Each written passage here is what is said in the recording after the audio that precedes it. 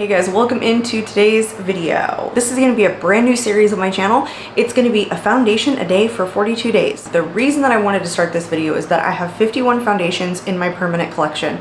It's the number 2 item, maybe number 1 right now, of makeup that I really like testing. I'm really into testing new foundations. It switches back and forth usually between blush, eyeshadow, and foundation, my 3 favorite makeup categories, probably a lot of people's favorite makeup categories. But 51 foundations is just too much for me to have in my collection. I recently did a makeup declutter, and I will link that up in the cards, where I went through my whole collection and I decluttered, breaking some of my makeup into 3 different categories: keep, declutter, and then I made up a third, which was items that I want to keep for reference, but I'm going to take out of my permanent collection and move into the closet where I keep makeup that I think is popular, relevant, things that I may want to reference in future videos, but that I don't want to use in my personal everyday life. But I did not do that with foundation. And recently I've gone through a really big skin change in the last 8 months to a year. I have gone from really, really dry skin to very, very oily skin, and a lot of foundations that used to work for me that were more on the dewy, natural finish side just aren't working these days. So I'm grabbing and loving more matte foundations. So some of my foundations in my collection predate my skin change. So the reason for this series, I don't want to just declutter foundations based on memory. I want to retest a lot of them because some of them are pretty expensive. Some of them I may re-love, some of them I may not like or may not work for me now, and it's time to make that determination. So while I have 51 foundations in my collection, this is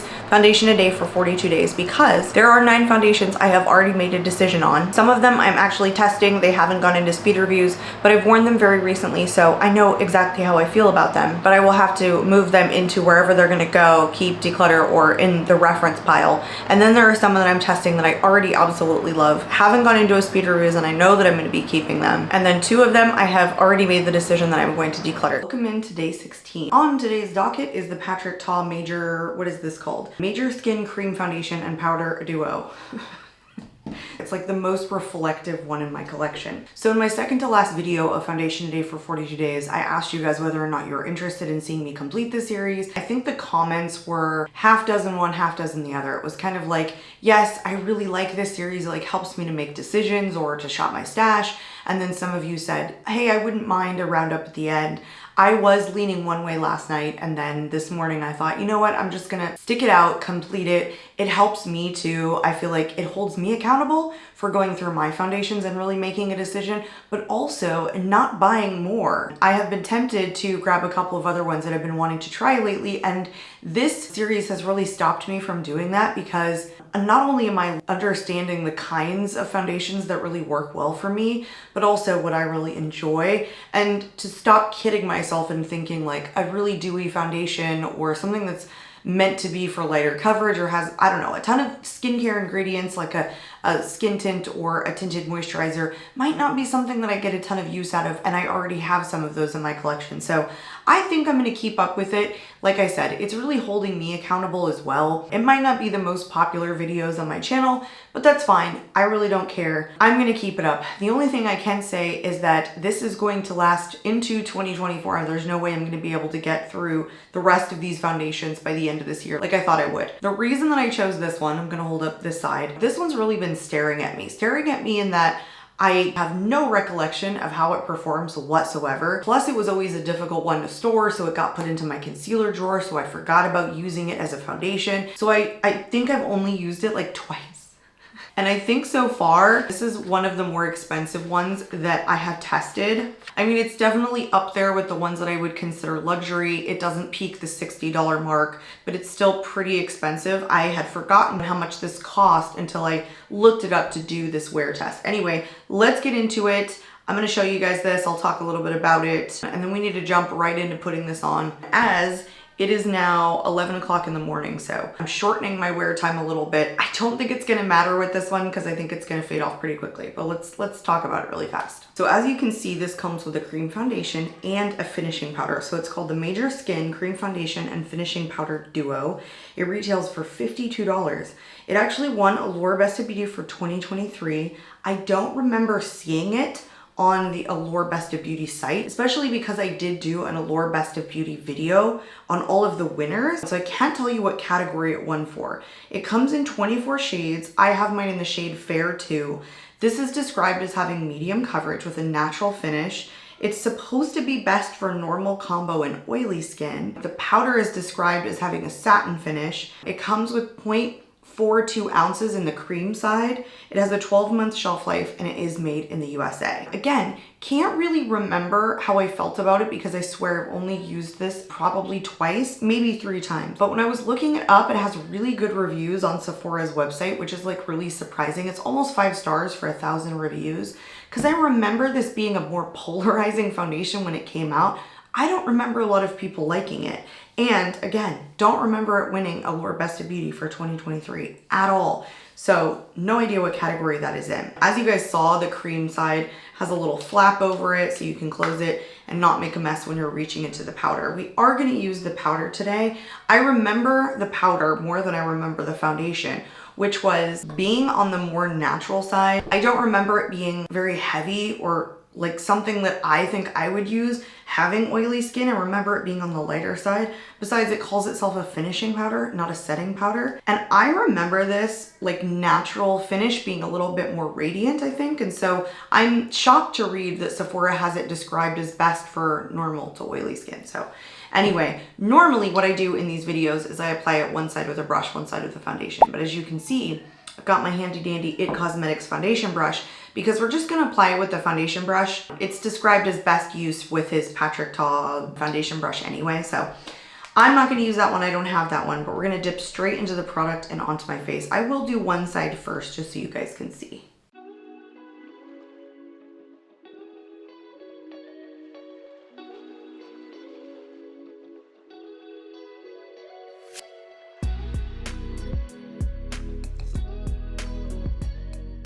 Pretty medium coverage.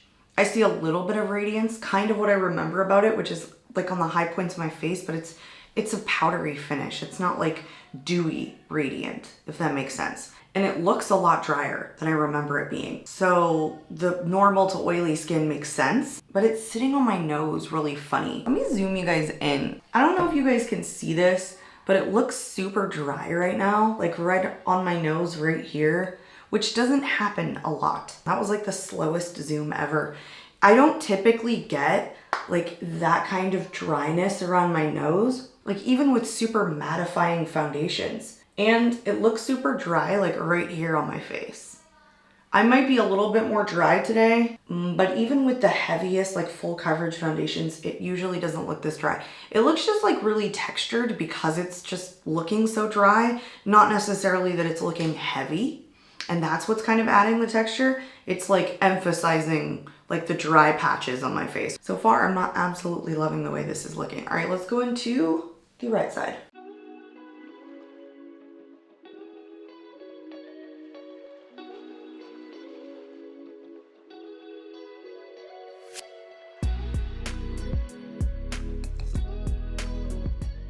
Okay, so what I think it's doing is like clinging again to all the dry patches on my face, but also like it's grabbing the hairs too. Like I do shave my face occasionally when it starts to get really bad, especially because I test a lot of foundations and I don't get like the best application. I've just learned over time when I have a lot of hair. So anyway, I shave it when it gets pretty long. And right now I would say like, this is not a time I would normally like get rid of my little fuzzies.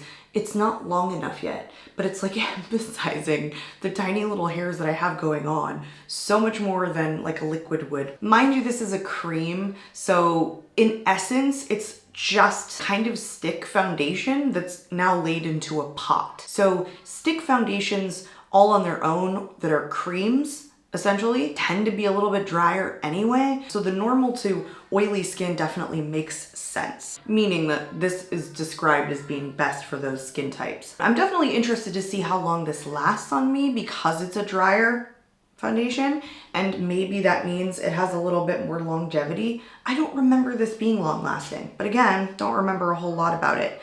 We're gonna apply the powder. I'm gonna use it all over. I mean, basically the T-zone. So I'm gonna go into a concealer. This one is one I'm still testing. So if my concealer looks like doo-doo, that's why.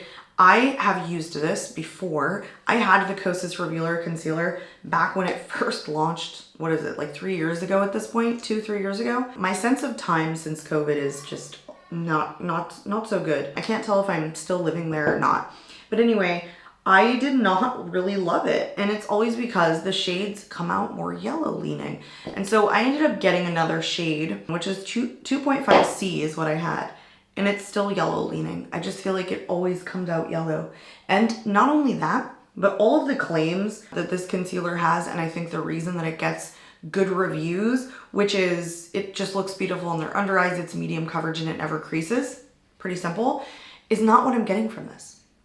It seems to like crease or settle into my fine lines as like the day goes on. Like, where is the dewiness? Where is the radiance? Why is my skin so different than all the other people who seem to be testing and loving this? I'd love to know your thoughts on this concealer, honestly. I might even like do a video of all the products that are like super hyped out there that just suck for me. It's not that I don't love them, it's more like they just don't work for me, so why?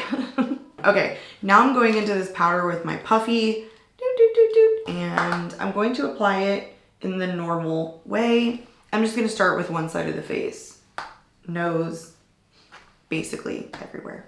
Okay, now I wanna look at this sucker up close. I like the powder. Like, I think the powder actually smooths things out where I was kind of seeing like texture right here. It was on this side mostly, but it seems to have kind of buffed it out. It's definitely smoothing, and I'm surprised it doesn't look more dry, but it also doesn't look like not dry either, if that makes sense. It's just not perfecting my complexion. It's like one of those try-ons where you're like, it's okay. I feel like I haven't had this much to say about a foundation try-on since this particular video. I'm also getting more adept at doing these. Obviously, the more you do something, it's like practicing over and over. The more you're paying attention to little things and the nuances of a particular foundation that you wouldn't normally or otherwise think to pay attention to. And of course, I'm verbalizing them. The more that I have to articulate, of course, the more my brain's gonna work in that fashion. Okay, I like the powder on top of it. Like, I don't like it without the powder. So, I mean, there's that. The thing is, I would never keep this just for the powder, or would I? I mean, you can't pop this out. I have nice finishing powders.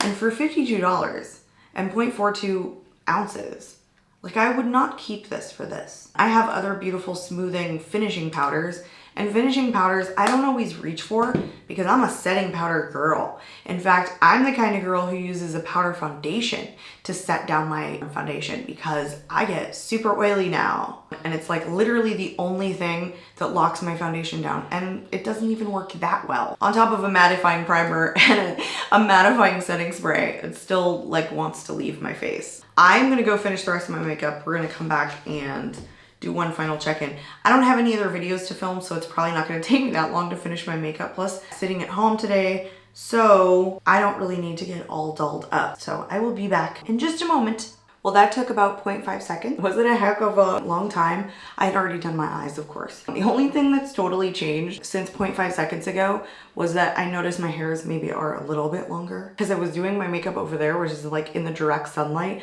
and I could just see all of my little hairs, of course. And then I can kind of see like foundation just like sitting there just a little bit, like not totally sunk into my skin, but just, I don't know, maybe emphasizing the hairs a little bit more. I just don't love the way that it looks. I don't know, it just doesn't look overly natural. It looks like it's sitting on my face, especially like right here on my nose, which I was kind of telling you guys earlier, especially like right in the crease right there.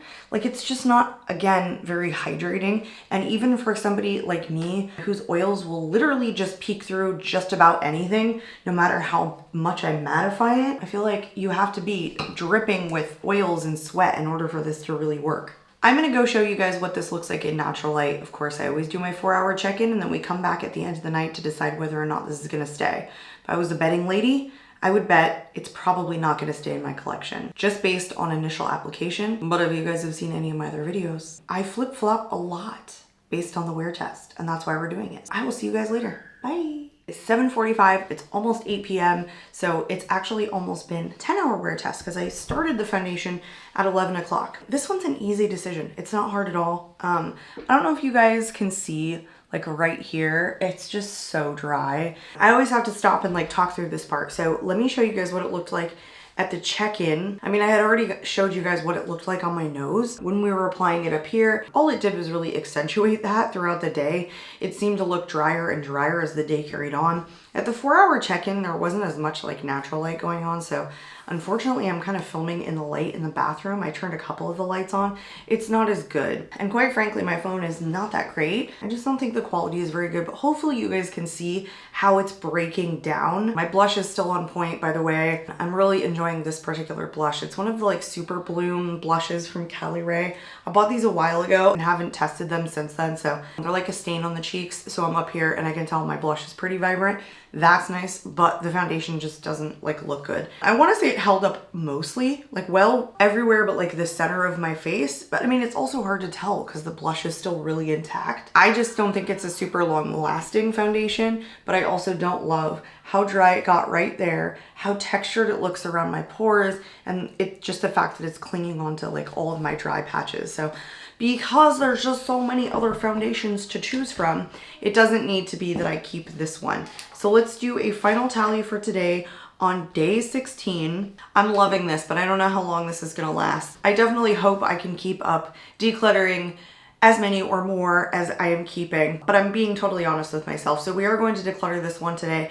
This makes declutter 9 and keeping 7. That makes me really happy on day 16 that I have decluttered more than I have kept. I am going to continue with this series, you guys. After reading some of your comments, I've made some adjustments to the video, but I think I really just need to push myself to keep doing this again. This is really like forcing me to make decisions and pay attention to the wear tests and how it looks, how comfortable I feel, the breakdown of it, all that good stuff. So I will keep doing this until we get to the 42nd foundation in my collection, and then we'll do a final roundup video, a full foundation declutter. What I am gonna do with this though, because it's Patrick Ta, I'm gonna keep it in my reference library in case I ever wanna like reference anything from Patrick Ta or do a full face or something like that. I don't know, but I'll hold on to this until like the 12-month mark, and then I will declutter it in case I need it, but it's not gonna stay in my permanent collection, not something I'm going to wear on purpose again.